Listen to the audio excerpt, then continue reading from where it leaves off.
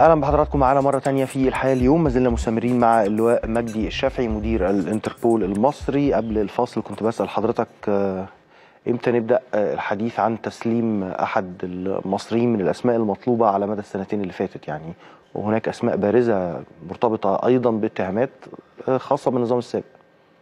بالظبط.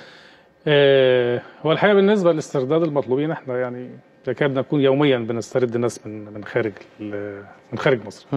مطلوبين في احكام واحكام جنائيه كبيره.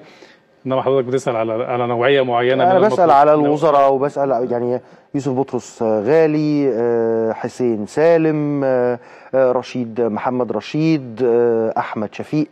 في اسماء بالمناسبه، في اسماء قرينا كلنا وعرفنا انه في اتصالات معها لتسويه الامور الماليه. هل ده بينعكس على المطالبات اللي بتحصل عندكم ولا لا؟ هو الحقيقه بالنسبه للاسماء دي طبعا احنا معروف ان بطرس غالي موجود في انجلترا ما زال موجود في انجلترا. ما زال موجود في انجلترا، ومشكلتنا مع انجلترا هي الاتفاقيه. المشكله مع بقيه كل الناس المطلوبين اللي موجودين في انجلترا. بالظبط، دي مشكله ازليه مع انجلترا في عدم وجود الاتفاقيه. والحقيقه في الفتره الاخيره محاولات جاده من وزاره العدل ان هم يعملوا اتفاق تعاون قضائي مع انجلترا يحسم المشكله العالقه ملف تسليم المطلوبين بيننا وبين انجلترا. أيوة. الى ان يتم حسم هذا الاتفاق.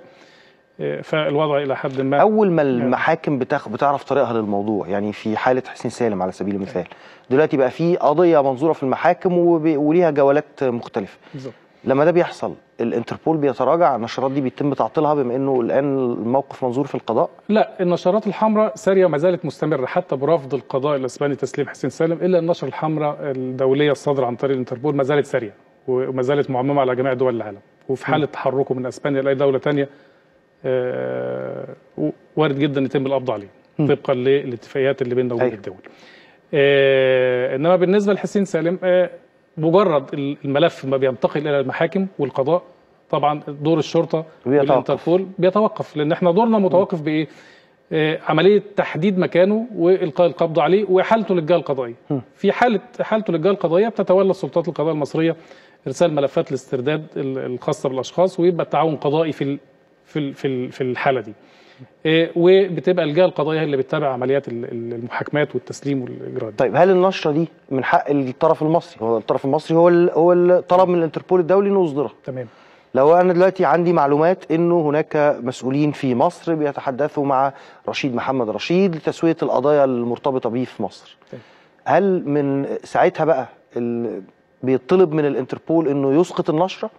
لا. ولا ايه اللي بيحصل؟ لا، طالما الحكم قائم، طالما الحكم الصادر ضده قائم لا تسقط النشره.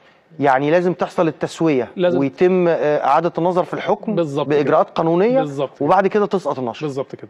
اللي بيتم عملا بيتم التسويه، وبعد الموافقات القضائيه اللازمه بيتعمل له اعاده اجراءات محاكمه، بعديها بيستتبعها معاده اجراءات محاكمه، بيتم وقف تنفيذ الحكم الصادر ضده. في الوقت ده نوقف سريان النشره الدوليه الحمراء صادره بعد انتهاء العمليه القانونيه كلها. بعد انتهاء العمليه القانونيه. انما طالما ظلت الحكم قائم بالنسبه له فمبرر اصدار النشره موجود، وتظل النشره ساريه الى ان يتم ايقاف. ما فيش طريقه الغائها والحكم، ما فيش طريقه الغائها والحكم قائم.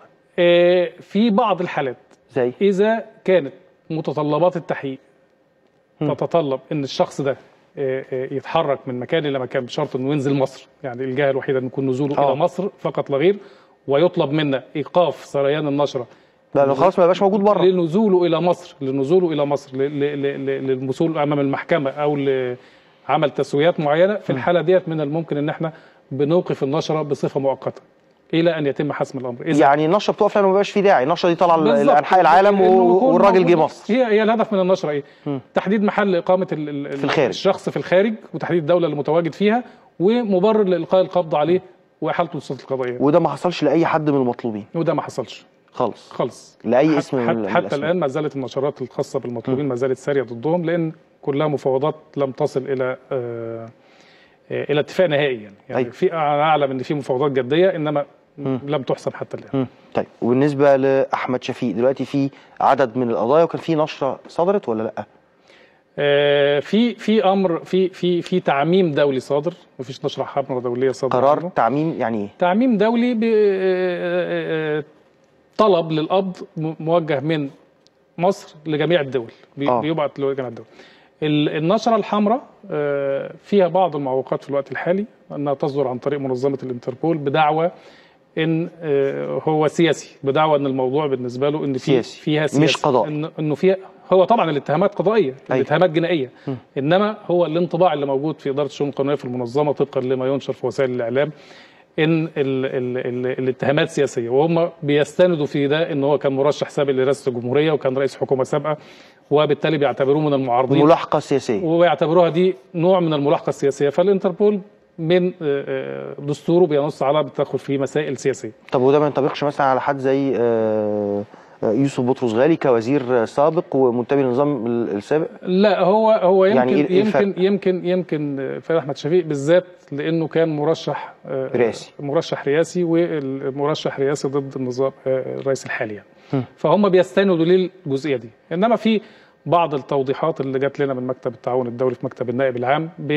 لان احنا رد المنظمه بالنسبه للتحفظات بتاعتهم دي بنحيله لمكتب النائب العام. لمكتب النائب العام هم بيعملوا مذكره بالردود على الجزئيات ديت، وبيوضحوا ان الاتهامات جنائيه وليس لها علاقه بالسياسه. حتى وان صدرت احكام قضائيه ده بتفضل مساله انه الشبهه الملاحقه السياسيه بتفضل قائمه ولا لا؟ في حاله صدور احكام دي بتبقى اوقع، يعني بتبقى الاتهام تم تحقيقه وتاكيده والمحكمه اصدرت حكم، فبالتالي بيكون الاطمئنان اكتر لاحكام القضاء. انما مجرد الاتهامات اللي موجوده بتبقى فيها مجرد يعني ايه، ممكن ياخدوا بيها او يرفضوها حسب قناعتهم وحسب ما بينشر. هم الحقيقه بيعتمدوا في بعض الاحيان على ما ينشر في الميديا، لان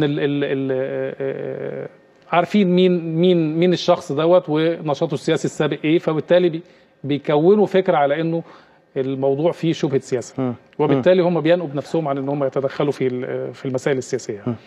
انا سؤال اخير بس عشان كان عندي معلومه كده وعايز اتاكد منها، هرجع تاني لقذاف الدم. هو كان محظور عليه السفر من مصر صح ولا غلط؟ يعني هو حاول مغادره مصر واخبر انه ممنوع من السفر من مصر، هل ده صحيح؟ طبعا بيتخذ اجراءات المطلوبين لا قبل ما يتم التحفظ عليه، يعني في الفتره اللي كان موجود فيها قبل ما يتقبض عليه كان ممنوع من السفر صح؟ كان بمعرفه النائب العام بناء على الاوراق القضائيه اللي جت من الجانب الليبي، كان متخذ الاجراء موجود لحد ما تم فحص الاوراق وصدر قرار بالقبض عليه. سياده اللواء مجدي الشافعي مدير الانتربول المصري، بشكر حضرتك شكرا جزيلا على وجودك معنا النهارده في الحال اليومي. شكرا جزيلا. شكرا. بعد الفاصل دي كميه شوفوا حضراتكم فوق البار، دي كمية الأوراق من البيانات والبيانات المضادة حول وثيقة العنف ضد المرأة. دي البيانات بس، بعيدا عن الوثيقة نفسها اللي لسه ما شفناهاش في شكلها النهائي المطبوع. بعد الفاصل السفيرة ميرفت التلاوي رئيس المجلس القومي للمرأة معانا في الحال اليوم عشان نفهم ايه اللي حصل بالظبط، ايه اللي منصوص عليه، ايه اللي غلط وايه اللي صح بعد كثير من التداول والأخذ والرد في هذا الموضوع. الحال اليوم بعد الفاصل.